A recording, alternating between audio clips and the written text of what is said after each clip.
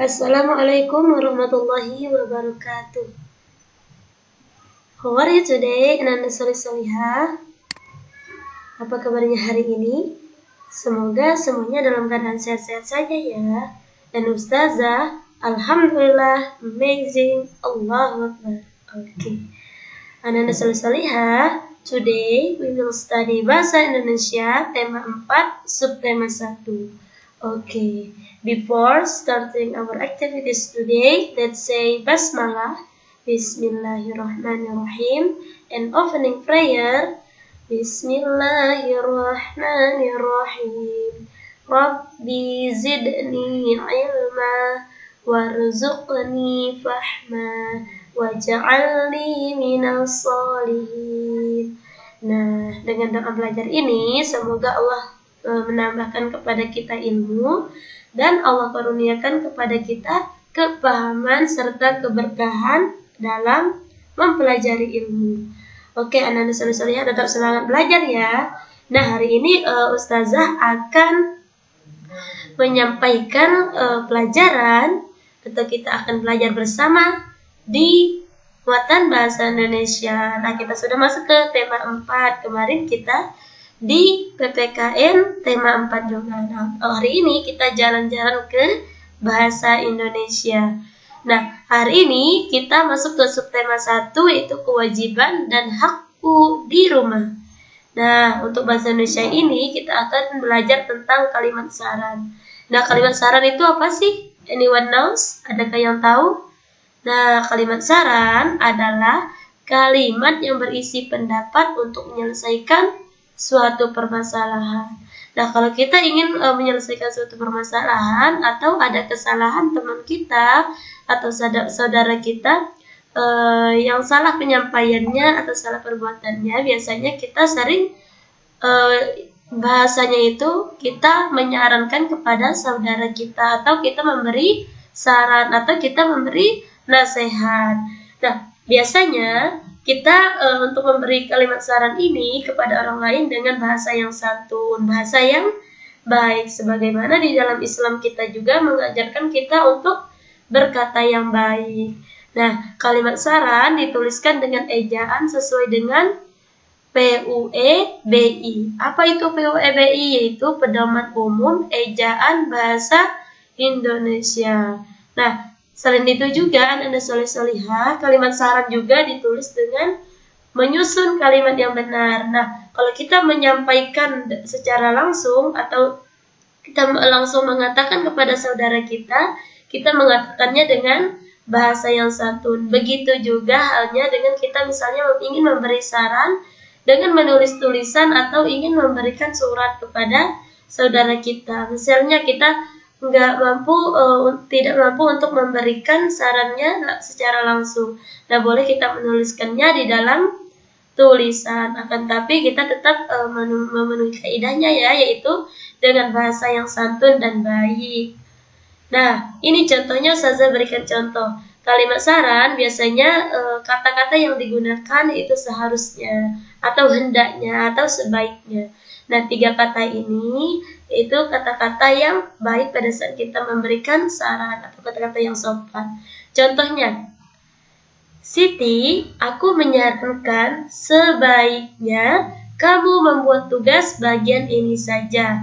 Nah, itu artinya si Beni ini memberikan saran kepada Siti untuk mengerjakan tugasnya di bagian yang seharusnya Siti lakukan. Nah, kita sebagai orang yang menerima saran, kita mengucapkan terima kasih. Terima kasih Beni untuk sarannya. Nah, selanjutnya itu secara langsung ya. Kalau ini selanjutnya itu kita menulis kalimat saran atau kita dengan menulis di dalam sebuah surat atau di dalam sebuah buku. Kalimat saran biasanya ini yang saya katakan tadi menggunakan sebaiknya, seharusnya, hendaknya. Nah, ini merupakan salah satu ketiga kata ini merupakan kata-kata yang dianggap baik atau sopan santun. Nah, saat menyampaikan saran kepada orang lain, kita juga perlu mengetahui kalimat kita itu menunjukkan adanya masalah terlebih dahulu. Nah, sebelum kita menyarankan ke orang lain, kita harus melihat dulu masalahnya apa. Jangan nanti misalnya kamar Siti ini kotor. Nah, kita menyarankan lain misalnya, sebaiknya kamu belajar dengan rajin Siti. Nah, sedangkan yang menjadi masalah itu kamar Siti yang kotor, bukan masalah rajin atau tidaknya belajar. Jadi, sebelum kita memberikan saran kepada orang lain, kita melihat dulu masalahnya apa. Nah, kalau kita sudah mendapatkan masalahnya, baru kita menyarankannya, tentu dengan bahasa yang sopan. Contohnya ini, di sini kamar Dewi sangat kotor sekali. Nah, alat-alatnya berserakan dan juga pakaian kotor digabung dengan pakaian bersih. Ini merupakan salah satu permasalahannya. Coba kita cermati gambar tersebut. Nah, sarannya yaitu seharusnya Dewi rajin membersihkan kamarnya. Jadi kita menggunakan kata kunci tadi, seharusnya, atau misalnya sebaiknya Dewi rajin membersihkan kamarnya. Jadi sebelum kita memberi saran, kita lihat dulu permasalahannya apa. Jangan sampai nanti kita memberi sarannya berbeda dengan masalahnya. Oke, kita lanjutkan ya. Nah, selanjutnya kita menemukan kalimat saran dalam teks yang dibaca atau kita dengar. Nah, kalimat saran dapat kita temukan dalam teks. Teks itu apa? Yaitu bacaan yang kita baca atau yang bisa kita dengarkan. Nah, setelah kita menyimak teks ini, kita dapat menemukan permasalahan dan menulis kalimat sarannya dalam buku catatan. Nah, misalnya kita sudah menemukan masalahnya, terus kita sudah mengerti apa saja saran-saran yang harus kita kemukakan. Nah, langsung kita tulis di dalam buku catatan kita, baik itu permasalahannya dan juga saran-sarannya. Biasanya kita menggunakan kalimat yang efektif dan biasanya dengan kata yang baku atau kata yang benar dalam menulis kalimat saran. Nah, ternyata di dalam Islam kita juga ada adab-adab kita memberi saran. Nah, adab kita misalnya contohnya pada saat kita menasihati, sebagaimana di dalam hadis riwayat Bukhari, yaitu seorang mukmin adalah cermin bagi mukmin yang lainnya. Apabila melihat aib padanya, dia segera memperbaikinya. Jadi, kalaupun misalnya di lingkungan kita menemukan ada permasalahan-permasalahan, atau misalnya ada melihat sesuatu yang salah, baiknya itu kita memperbaikinya. Tentu sebelum kita memberi saran, kita melihat dulu masalahnya apa.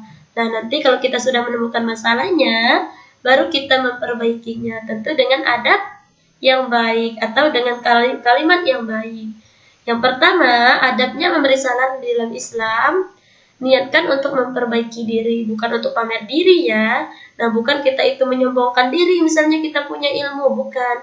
Akan tapi kita ingin memperbaiki atau kita ingin memperbaiki yang belum baik. Nah, yang kedua yaitu kita memberi sarannya cukup 4 mata. Nah, misalnya ada masalah-masalah yang kita harus menasihati teman kita, misalnya tidak harus di tempat banyak orang. Misalnya teman kita itu salah dalam berkata-kata, atau misalnya kata-katanya kasar, atau katanya tidak baik, kalimatnya tidak baik. Nah, kita memberi sarannya atau kita memberi nasihatnya di dalam ruangan terbuka, di dalam banyak orang misalnya. Nah, sehingga orang-orang lain juga melihat. Nah, hal-hal ini merupakan bukan salah satu adab-adab di dalam Islam, karena di dalam Islam itu pada saat kita memberi nasihat baiknya itu kita bertemu langsung berdua. Nah, setelah kita bertemu nanti kita berikan saran kita atau kita menasihatinya supaya teman kita tidak malu. Nah, kalau kita memberi saran atau memberi nasihat dengan banyak orang, nanti teman kita malu. Nah, otomatis nanti saran kita tidak diterima teman kita karena dia sudah malu duluan, atau istilahnya kita menghina teman kita bahasanya, walaupun misalnya nasihat kita itu baik, tetapi akan lebih baiknya kita memberi nasihat atau memberi sarannya yaitu di tempat yang tertutup, hanya berdua saja. Yang ketiga, yaitu kita menyampaikan nasihat dengan kata yang lembut dan cara yang baik. Nah, ini maksudnya gimana, Ustazah? Maksudnya itu kita memberi nasihat seperti yang Ustazah tadi bilang. Kita memberi sarannya dengan kata yang baik, supaya teman kita tidak tersinggung, supaya teman kita nyaman pada saat kita diberikan nasihat. Sebagaimana di dalam hadis juga mengatakan, al-kalimatu thayyibatu shadaqah. Nah, perkataan yang baik adalah sedekah. Nah, jadi kita tidak salah satu sedekah itu tidak harus berupa uang, tidak harus berupa materi, akan tetapi kita berkata yang baik juga merupakan salah satu dari sedekah. Nah, tentu kita memberi nasihatnya dengan cara yang terbaik. Oke, selanjutnya yaitu fun challenge. Nah, di sini Ustazah punya fun challenge. Insya Allah fun challenge-nya tidak sulit seperti yang Ustazah tadi bilang, yaitu kita menemukan permasalahannya dulu, setelah itu kita memberi saran. Nah, kita melihat dulu, cermati dulu bahasanya atau bacaannya. Dan setelah kita sudah menemukan permasalahannya, baru kita menemukan saran-sarannya. Nah, ini untuk soal pengetahuan itu kita membuat 2 kalimat saran berdasarkan permasalahan di sini tadi. Nah, selanjutnya yaitu kita menulis permasalahan di sini apa? Kalau yang tadi hanya saran, kalau yang ini kita menulis dulu permasalahannya apa, dan setelah itu kita tuliskan sarannya. Ustazah, tujuan kita memberi saran ini apa sih? Nah, tujuannya itu untuk menyelesaikan permasalahan yang ada, supaya terselesaikan. Nah, dengan saran itu nanti kita saling memperbaiki, saling mengingatkan antara satu sama lain.